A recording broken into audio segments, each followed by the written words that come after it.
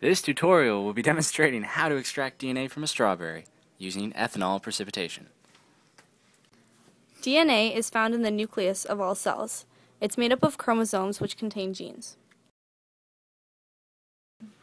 Humans are diploids, which means they have two sets or pairs of each chromosome. Strawberries are octoploids. This means they have 8 sets of each chromosome. The fact that they have so much DNA makes it easy to be extracted and be seen without a microscope. Another important thing to know about DNA is that it's polar, or charged. It has an overall negative charge due to the negatively charged sugar phosphate backbones. Polar molecules are attracted to the other polar molecules and are repelled by nonpolar molecules.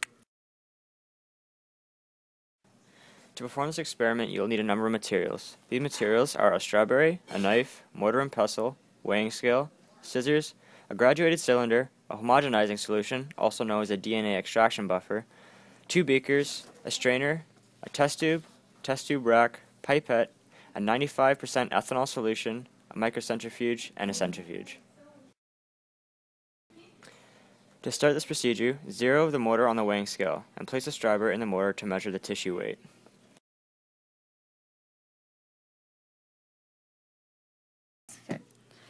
Then, create a 1:1 ratio of DNA extraction buffer to grams of the tissue measured.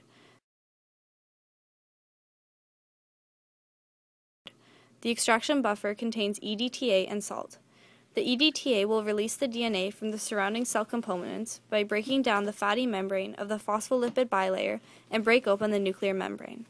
The salt will make the DNA molecules stick together and help separate it from the proteins that will also be released from the cells. Basically, the EDTA acts as a giant magnet, attracting the metal cations away from the molecule, stopping the DNases process, keeping the DNA intact and solidified. After adding the DNA extraction buffer, cut the strawberry with scissors and mash with the pestle. This will disrupt the cell wall and produce a chemical and mechanical change. Cutting up the strawberry helps increase surface area for the extraction buffer, which is the chemical, to react with the molecules in the strawberry to isolate the DNA. Filtrate the leftover solution by pouring it through a strainer onto one of the beakers. This removes the larger particles from the solution, such as seeds and chunks, allowing only the smaller components like DNA and proteins to filter through. First, transfer 2 milliliters of the filtrate and then 2 milliliters of ethanol into a test tube. The DNA will be floating here in the middle of the solution, and when agitated, it will rise to the top. This white stuff here is the DNA. Since ethanol is nonpolar, it repels polar DNA to be precipitated out of the solution. To remove the DNA, first squeeze the top of the pipette and then place it in the test tube where the precipitate is. Then, slowly draw the DNA into the pipette by reducing pressure up here. Place the solution containing the DNA into the microcentrifuge cap. Then place it into the centrifuge machine to separate the solution from the DNA. Draw out the leftover ethanol with the pipette and leave it to dry in the cap. When it's dried, you'll know you extracted the DNA properly if there's a solid white residue left over.